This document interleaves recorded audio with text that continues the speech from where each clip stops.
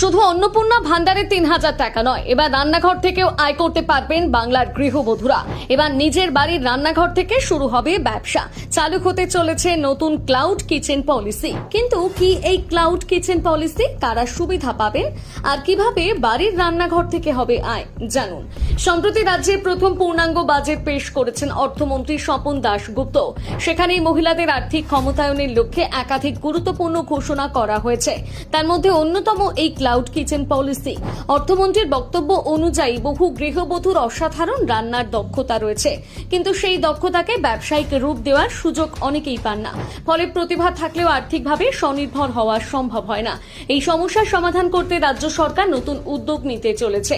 এই নীতির মাধ্যমে মহিলারা নিজেদের বাড়ির রান্নাঘর ব্যবহার করে খাবার তৈরি করে বিক্রি করতে পারবেন। অর্থাৎ বড় রেস্টুরেন্ট, দোকান বা আলাদা ব্যবসায়িক জায়গা ভাড়া নেওয়ার প্রয়োজন হবে না। নিজের বাড়ি থেকে শুরু করা যাবে ব্যবসা।